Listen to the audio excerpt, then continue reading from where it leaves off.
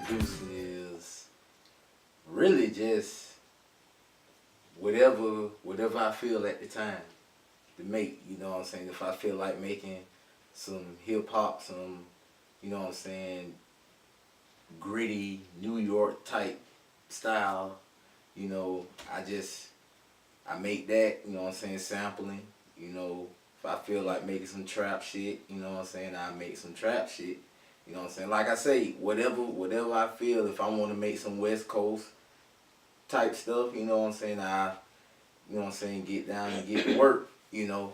And it's just whatever I feel at the time to make, and whatever, you know what I'm saying, the vibe that I get, you know what I'm saying, when I'm in here, you know.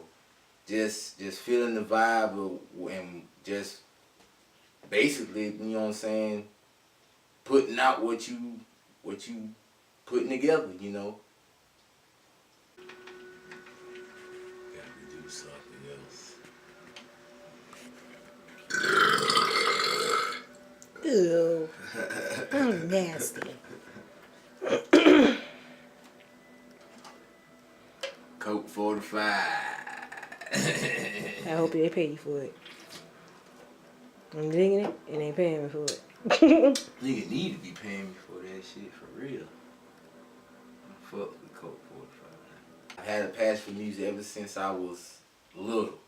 You know, from going way back to when, you know, my mom and dad used to just put on records and just vibe.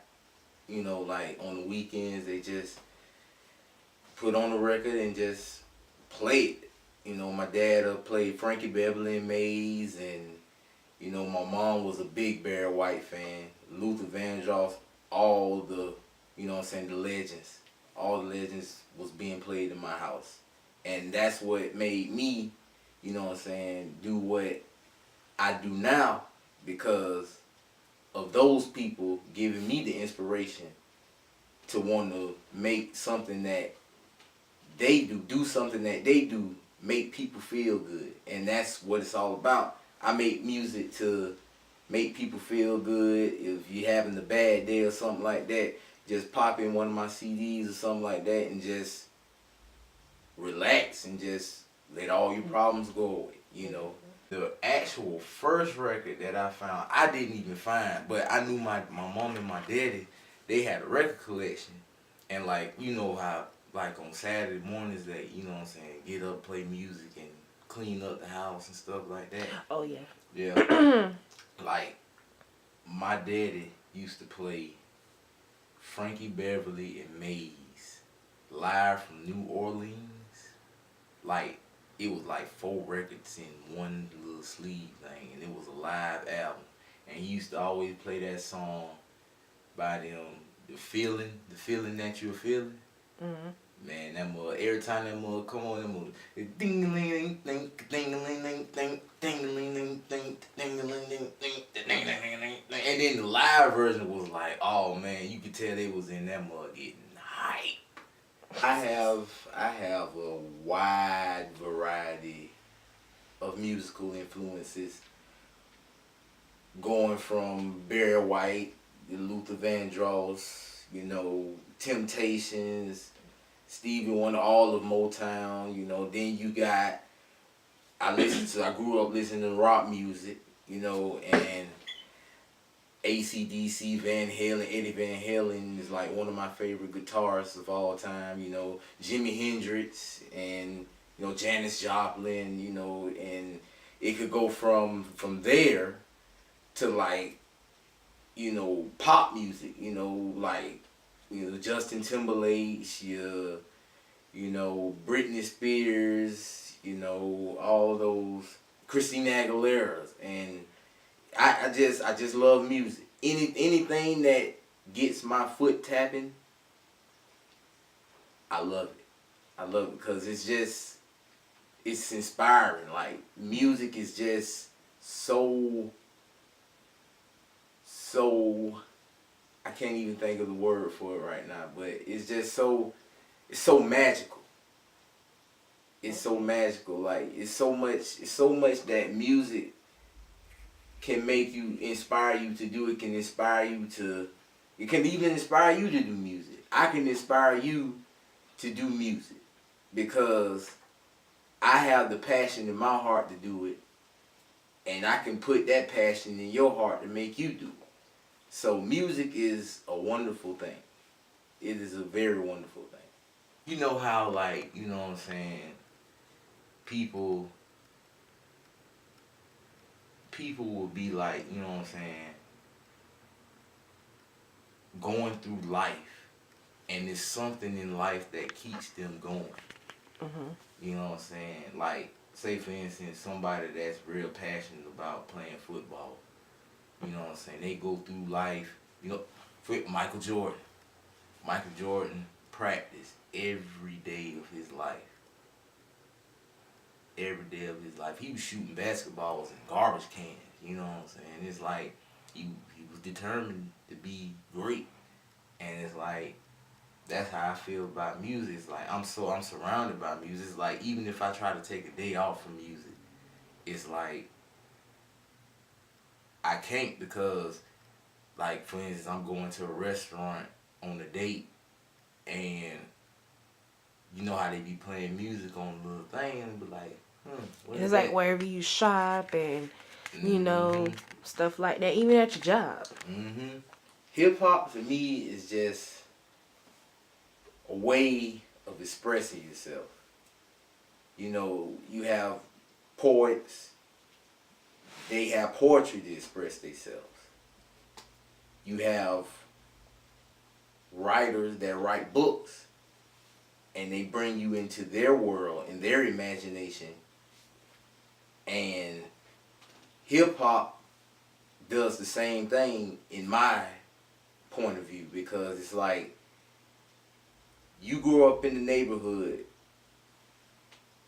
the slums, where you have drunks on every corner, liquor stores, and you have, you know what I'm saying, cops coming to your neighborhood, you know what I'm saying, messing with you all the time.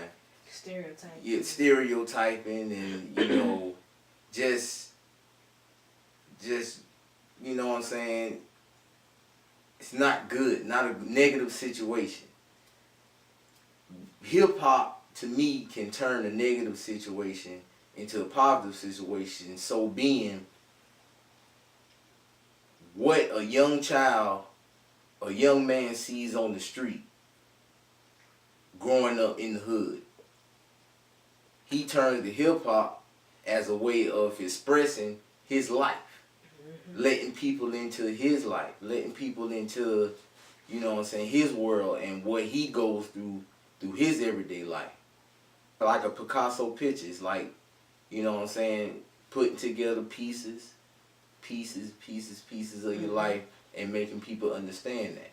Yeah. And that's what I try to bring in my production, just painting a puzzle, putting the puzzle together until it's complete. And when it's complete, it's a masterpiece.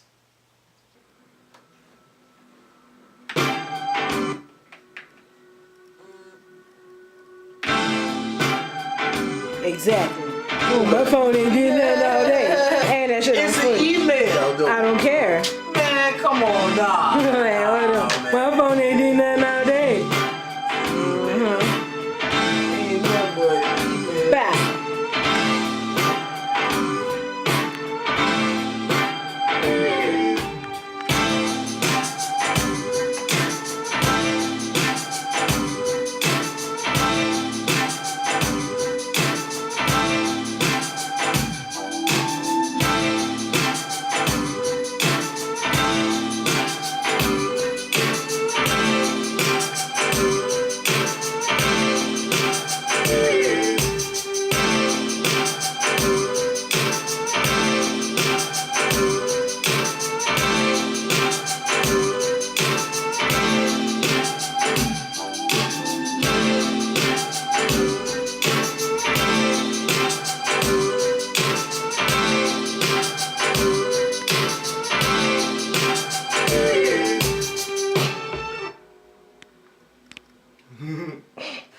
Me as an artist, I would say I'm just making music that I love to make. and making music that I want to hear. Cause I do music for me first. Because if I do music to satisfy the audience, then I won't be happy with myself. You won't be fulfilling.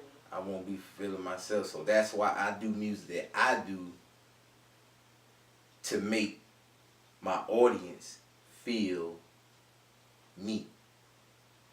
So I just make music I want to make. Make music I want to hear.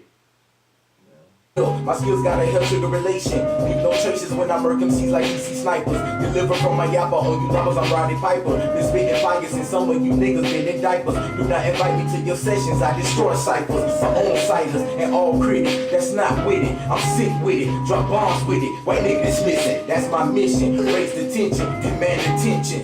Crank the ignition, deal.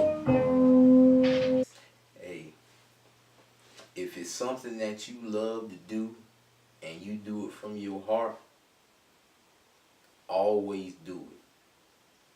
Don't matter what nobody say, you do it because you love to do it. I make beats, I rap, I do all of this because I love to do it. And if I didn't do it, I wouldn't be who I am now.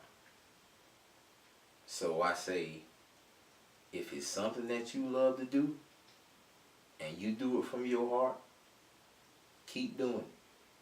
No matter if you 30, 40, 50, 60 years old, you do it. Because it's your life, and it makes you happy.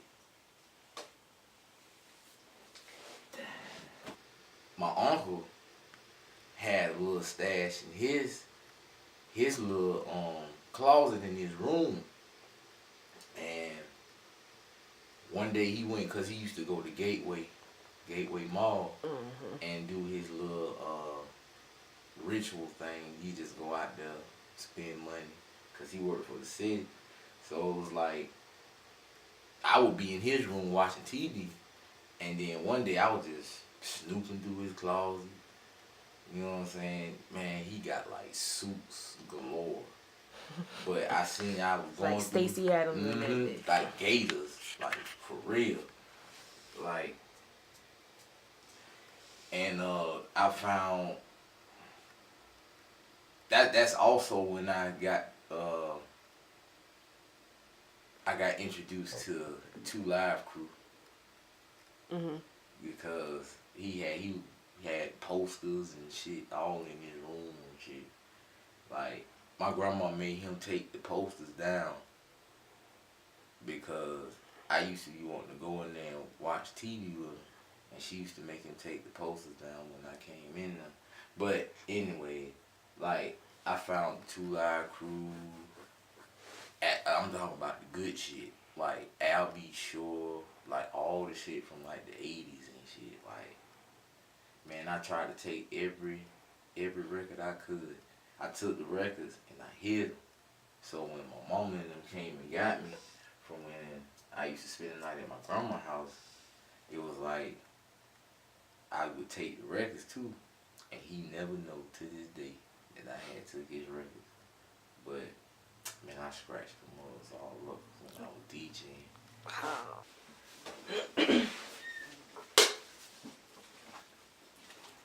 Pardon my light up the boot. Excuse me while I light my split. Oh yeah.